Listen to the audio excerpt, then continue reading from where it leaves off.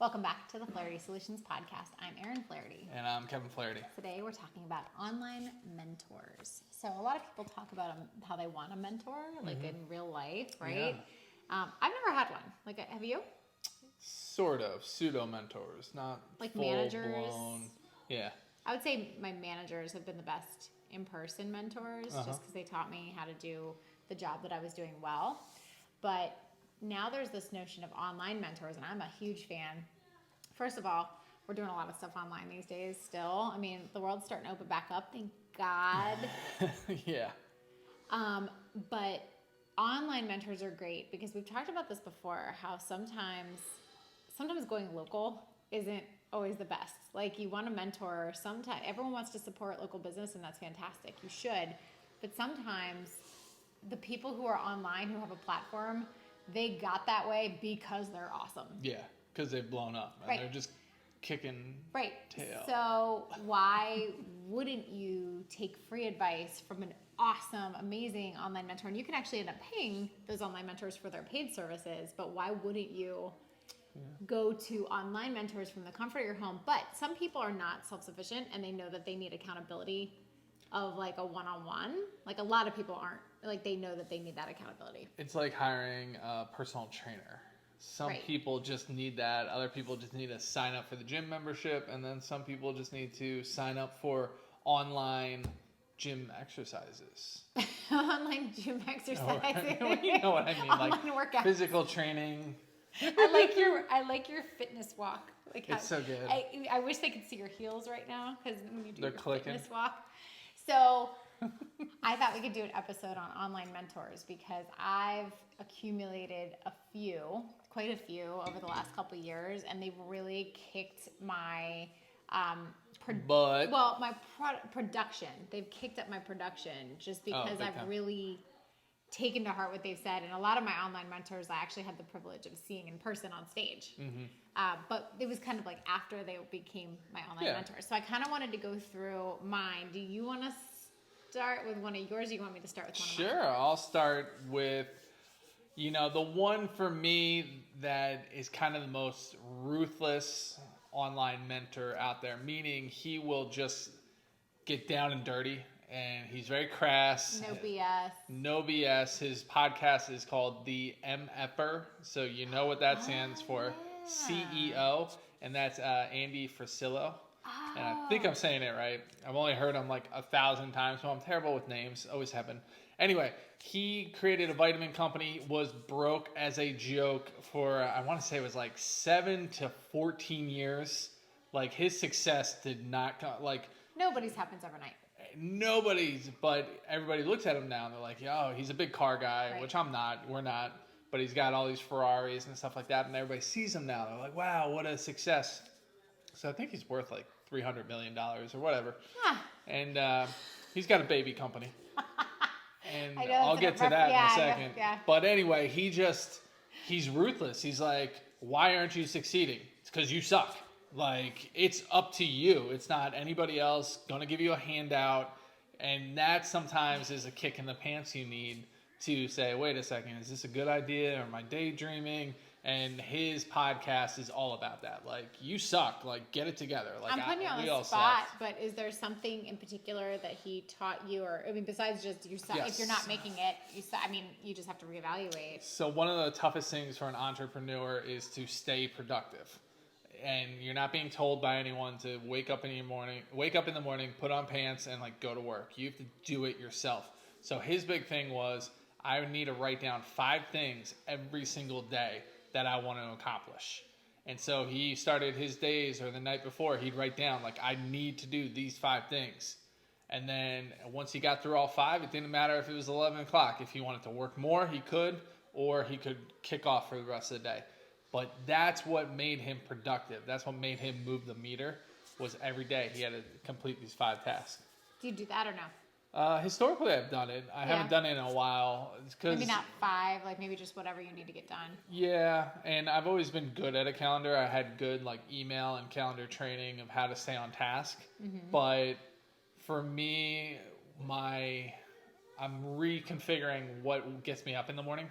and finance, like I'm on cruise control with that. So I got it by doing the 5 Right. to where I don't need any more clients. So now I don't need to do the 5 for that. But as new projects come up, that's Right. where those 5 things, writing them down, getting them done, comes back into play. You said something interesting. You had email and calendar training because I never Yeah, had that. yeah, I just yeah. sort of do stuff. Where did you get that? It was like an early Comcast. job. Okay. Comcast. Yeah, you sold telecom for Comcast, right? Business services, Yeah. yep. Interesting. Email and calendar training. A lot of people need that. Yes. This is going back to 2009, 2010. And it was just, you get so much junk email. There are trainings in there, and we can talk about it different podcasts, but you need, like, my business partner that's not going to watch this, like, terrible email and calendar. And I've told him he sucks at Yeah. it. And he literally will just hit delete all for his calendar reminders. Instead of, I was like, why'd you even put them up? Why'd you even do that? Like, bad idea. And he's not looking at it at all. No, and he just doesn't, you're very email organized, even more than I, but for a calendar, your calendar is like your holy grail. Oh Everything my should gosh. be on there. Well, and I go even further than that. I have a calendar that I look at the night before, and then sometimes when I'm just feeling extra flighty and feel like I'm not going to stay on top of things, especially during quarantine when you're doing like schooling and momming and running businesses, I'll do alarms with my calendar. So I'll look at my calendar the night before. I know what I have going, but the day could get away. So I'll actually set alarms 5 minutes before each appointment. So Yes, that she they go off. does. Well, because then I'm like, oh, it's time Yeah. for that call. Because, Yeah. you know, if I'm not busy. near my computer And mom, Oh my can you get God. me macaroni, mom? we're ready for boarding school. Yeah, just happened right now. We haven't booked anything.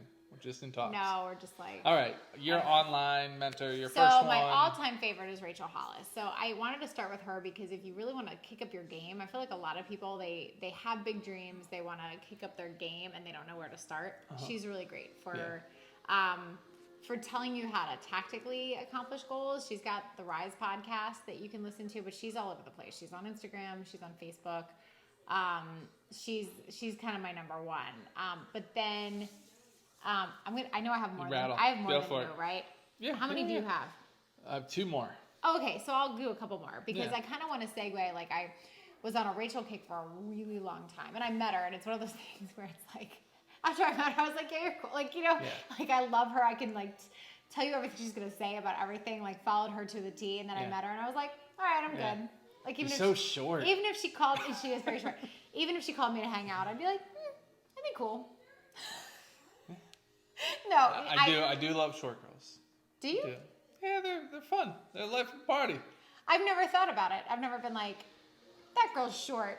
She's fun. I don't mean any disrespect, but when you did your picture with her, Yeah. I was just so surprised when you were on stage with her. She said I was that just when like- she went out on stage. She was saying like what everybody's thinking, like, oh my gosh, she's so short. She is. She's very tiny.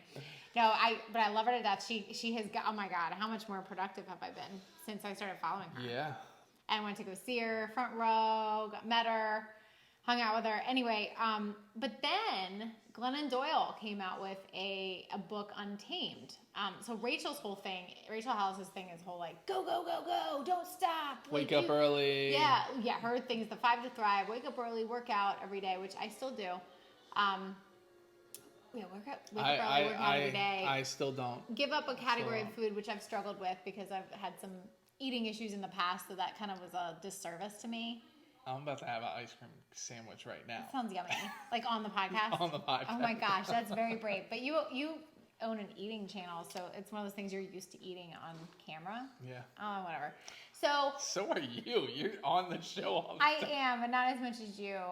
Anyway, so Glennon Doyle came out with a book, Untamed, which was basically the premise that, and so she's for women. Like Rachel's all about for women. Glennon is a mentor for women.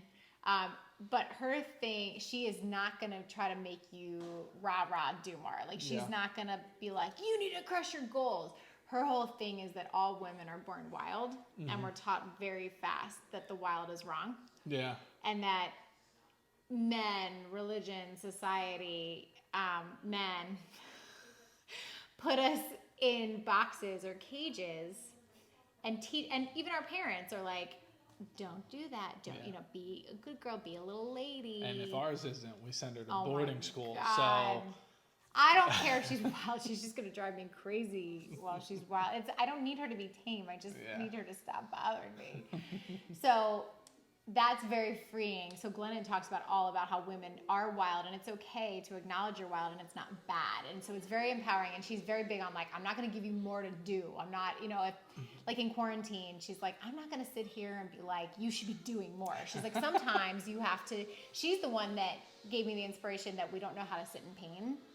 So instead of like, everything is great, she's like, sometimes you have to be like, that sucks. Let's sit in the suck together. So which is so strange because like anyone that has kids, like they're used to just sitting in the suck. We're really like not in a good place parenting today. We're never like super happy-go-lucky about it on the podcast, but today we're really in a rotten We went place. to the beach. That was our first mistake. A local beach, and it's just one of those days where you're like, no matter what you do, they're like, can we? Our Wait, older one is with let me friends. give them the 20-second play-by-play. We're driving there. How far away is it? Are And we it's there? like 5 minutes from us. Yeah. Are we there It's yet? like 3 hours. Then we have to park, and we got like the luckiest parking spot on the planet. Then we start walking. Are we there yet? How far away are we? Are we there yet? Is that the beach? No, we gotta keep walking, don't we?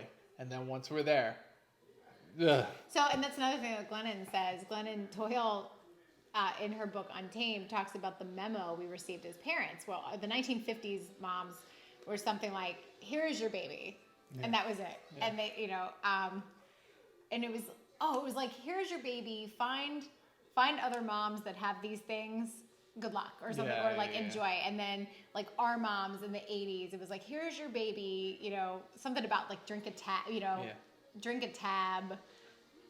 something like that. And then ours is like this whole long memo about like, must be organic, must be this, must be that, must be that. And then her point is, kids of today suck. They all suck because people who do not suck have actually gone through like shitty things. Yeah. I normally don't curse on the podcast. Oh, we're here. They've gone through some stuff. Yeah. And they've overcome. But since we're so like protective and everybody's got to get a trophy and you can't say win or lose and you can't say good or bad, you know what I mean? So the kids suck. Yeah. But anyway, so she's fantastic, and I'm gonna do one more that's kind of in line with the female. Oh, Glennon's also an activist, which is really cool. She has a nonprofit called Together Rising, and then finally, who's a lot like Glennon, is Jen Hatmaker. So Rachel Hollis's books are Girl Wash Your Face and Girl Stop Apologizing. And Girl Put Your Pants On. That's what my mom thought. My mom thought Girl Wash Your Face was Girl Put Your Pants On. Somebody needs to write that book right now. I think she's writing Girl What the Health. But anyway, it's not nearly as good as Girl Put Your Pants On. Glennon Doyle's book is Untamed. It's all our New York Times bestseller. And then Jen Hatmaker's new book is Fierce. It's either Free, Fierce, or Fierce, Free, and Full of Fire. And Jen Hatmaker is also an activist, but she's kind of like your girlfriend that you feel like you're sitting on the porch with and just being really real with you about. They're all about things women need. So like I was wondering why I as couldn't an relate. American woman who just wants to like better my life, better our family, like those three are like The powerhouse. now. If the three of them wanted to like go on a girls trip, I'd be game. Yeah. Like Rachel lost her luster while I met her, but if the three of them want to go on vacation, you know how I am about group vacations. I would go with those three. I don't because you've never allowed it. I know, but Have you ever been on one? a group vacation? Yeah. I mean, if you go back to college, like the faux pas, like That I went. doesn't count. It doesn't. Not really. I'm talking about like adults that you've shared interests. Like I was gonna say like extended family vacations no, don't count. they're a bunch of. Yeah, I can't even say that. Um, I don't want to insult that group of people by calling family members the same. yeah. So anyway, those are the three. Why don't you go with one? Oh, Banana Hands, Tony Robbins. And Tony Robbins is the one that called $300 million companies baby companies, right? Or Oh, he called like anything Million. under. Well, actually, his company was a $300 million company, and What did he call now it? he's like, I feel like that's just such a baby company since they're up to like. Or he's like, when I had wanna- baby companies, like my Yeah. $100 million company. And I think he's up to like 7 billion now, which is crazy. But anyway, I don't think he cares about money one bit.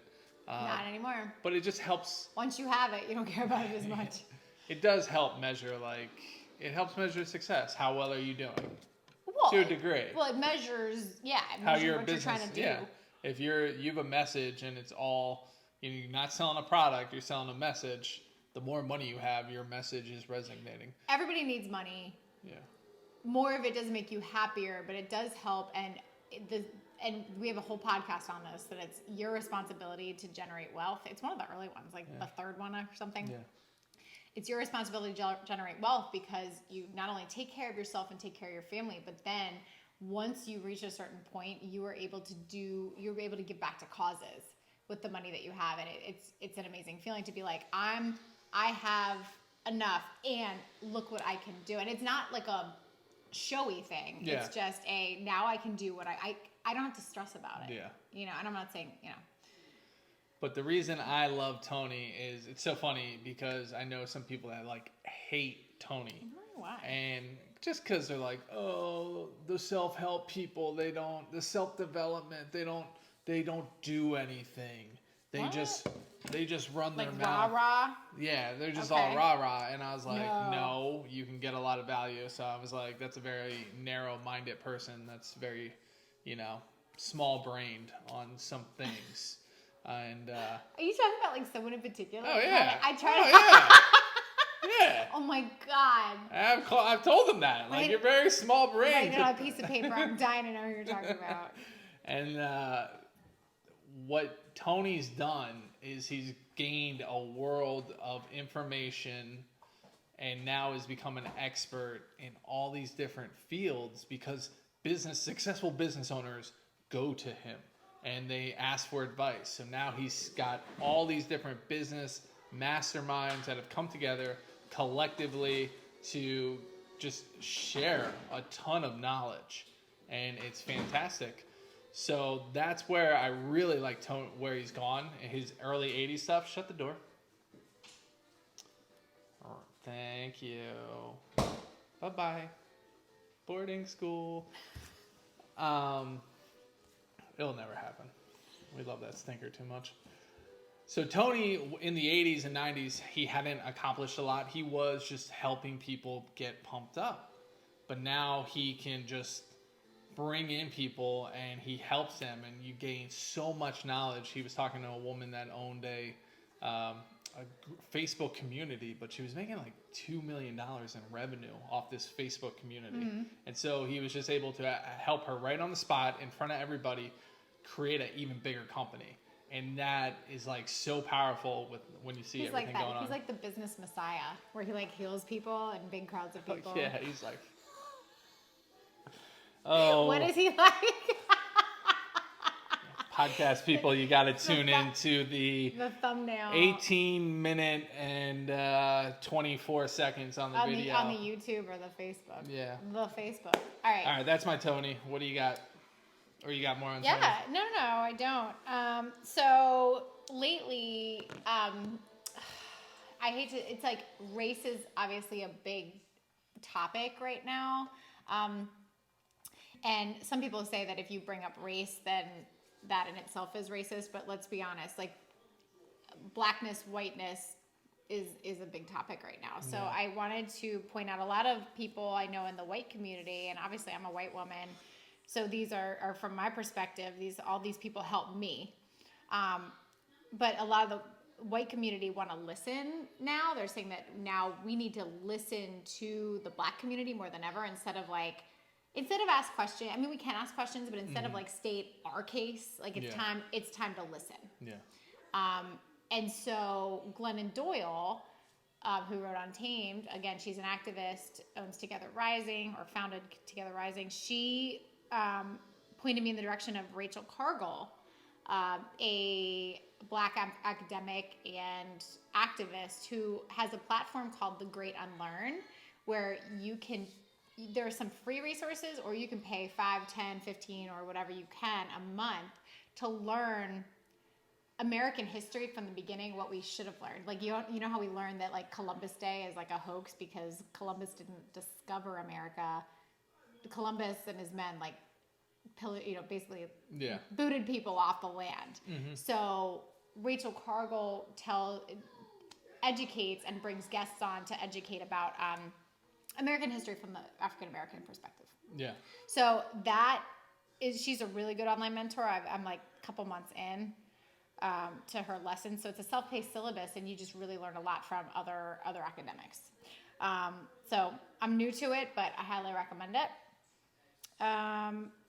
Let me see. I've got 2 more. Do you want to go with one of yours? No, or you keep wanna going. Keep okay. going. So a dude, my favorite dude online mentor is Tom Bilyeu with Impact Theory. He's a lot like Rachel Hollis in that he's always like, just do better. Like, just do.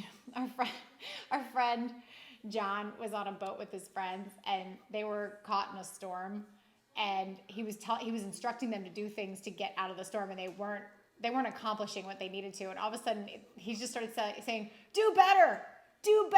And that's kind of how Tom is. He's kind of like, you have to acquire skills. Yeah. And if you're still not successful, you're just not good enough yet. Kind of like Andy Frisella, right? Yep, The exactly. MFR CEO. So Tom Bilyeu has the Impact Theory podcast and just interviews some of the most amazing, intelligent, insightful people. And just, I feel like whatever is on everybody's mind, he kind of just like gets to it and is really no joke about it. Just sort of like, let's just all kick up our game. Yeah. And he was the one that taught me that make insane amounts of money so that you can give. And what you can do with that money is amazing. So he was kind of the first person That's brilliant. to say Didn't know that. So yeah, it was him. So I don't have, it takes up too much room on my phone to have all the podcasts downloaded. So now, but when I go check out podcasts, he's actually the first one that I look for. Oh, and didn't you stop paying for his online I mentorship? stopped paying for his online mentorship just because I learned so much from him in person. Yeah. From his talk at Rise Business, that I kind of felt like his coaching was just much more of the same of that. But I did pay for his coaching for a while. Gotcha. Cool. Back to you, Kev. Wow. Dean. That's not his name. That's right. Its name is Kevin. Its name is Kevin. Thank you, sweetheart. You don't know your own husband's name. Thanks for referring to me in the they manner. All right. Dean Graziosi. I've talked about Yeah. Dean before. I've talked about Tony Robbins before. Andy Frisella, I don't think I have. I don't think so. I might have. But Dean is like Tony and Andy. So Tony's very like, not politically correct, but very polished. Won't come off too Tony brash. Robbins. Tony Robbins. Yeah. And where Andy Frisella will be like, go F yourself. I mean, the fact that he's like the MFR CEO, and he does not censor that in his show. And Dean brings both energies right in the middle. Oh, so you're he's right. a mild, like, come on, man, let's go, let's push. And he's a sales guy. And he wants to bring the best out of you, but without all the cursing and MFers. Yeah, he'll do a little bit, but really not. Yeah, but he's that right balance where, so Tony's podcast can go on for like an hour and a half, which goes by really quick when he's interviewing somebody that you connect with. And then Andy's is normally like a half an hour to 45 minutes. Where Dean's got a bunch that are only like 6 to 7 minutes that are like boom, boom, boom. He just picks up the phone and starts talking. Yep. A lot of times. So I've connected with that, especially when I've been in a lull and I've been doing my commute and I'm just tuned into finance news and I haven't been thinking about anything other than the numbers. Dean's always the first one I go to because it's that quick hit. Like, It's a quick. He's your cocaine. He's the cocaine. Yeah, no, he's great. He's another. I think he might be the one you were most jealous about me seeing. In Oh, person. absolutely. Yeah. Absolutely. I didn't meet him. I had a lunch with him. Like he was up on stage. I was 10 feet from him, and then we had a lunch. I didn't want him to meet you Q&A. because he was recently divorced, and You're very sweet. Well, Cal Ripken met her, and then he was like ditched his wife a few days later, and You're such a liar. yeah, he did. He literally Oh, broke up oh, with okay. his wife Oh, like okay. a Right. week or two after we Really? met him. Oh. Yeah. Well, Maybe thank you. maybe he was looking at me. He might have been looking at He you. might have been looking at me. Oh, we got somebody at the door. Oh, You go with yours. Parker. Oh, Parker, there's a kid here. Go ahead. Okay, can you get her set up with her? Well, see what she wants first She's of all. handing over cake. Oh, okay. Hello. Oh my Sorry God, about is this. beautiful. Impromptu Thank you so much. neighborhood. They're just delivering. Okay, hold on. All right. Wait a minute. Kevin, can you take that? Thank you.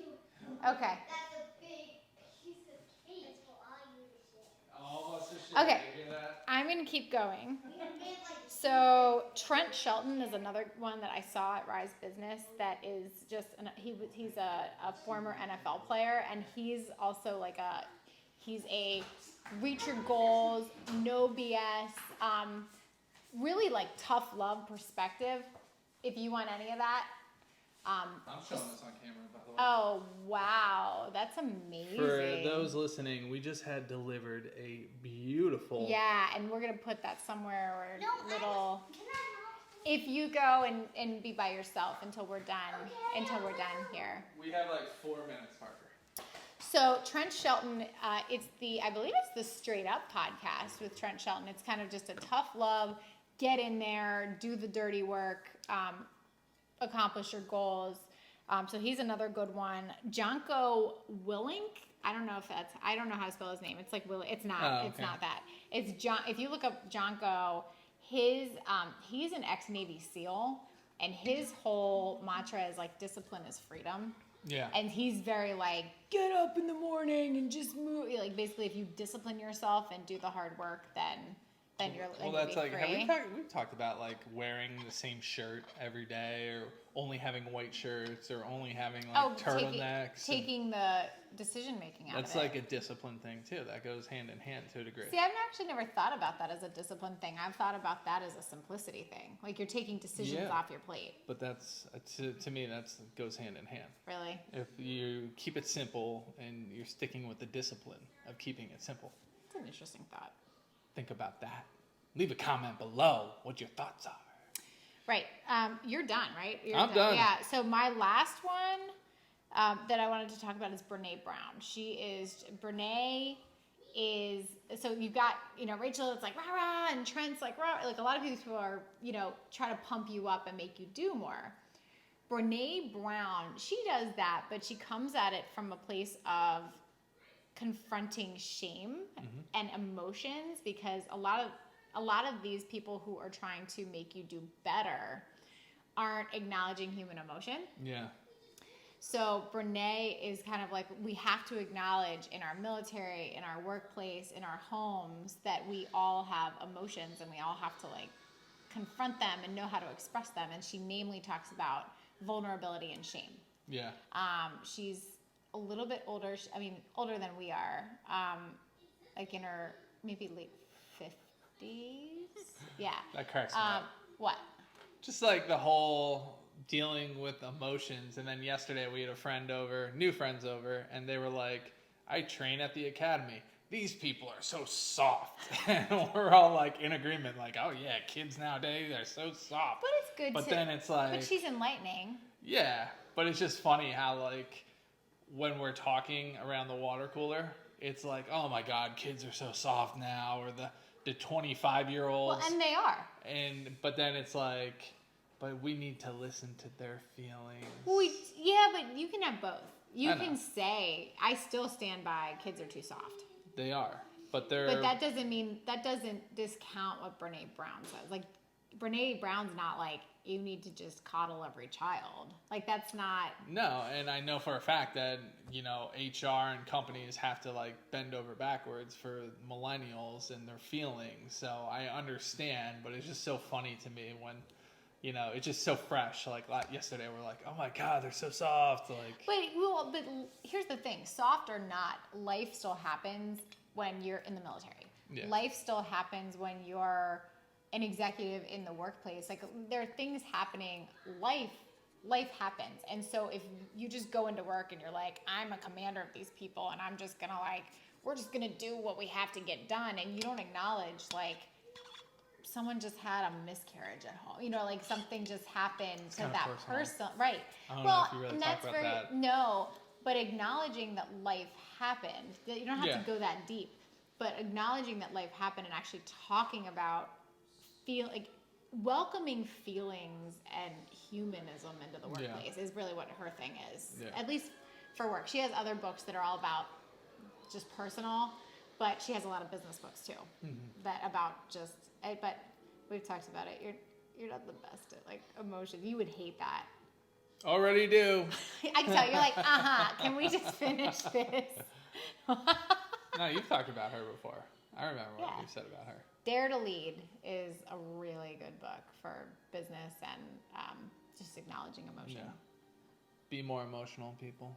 Watch some Toy Story. Shed a little tear. Oh my gosh. Kevin and I are not criers, but you put some Toy Story on. Game over. Andy's toys. All right, we're wrapping it up. Anything else before we finish this out? You know the drill. Share this with some friends or go to our YouTube, subscribe, all that good stuff. Yeah, no, I think we're good. All right, people. We will see you next week.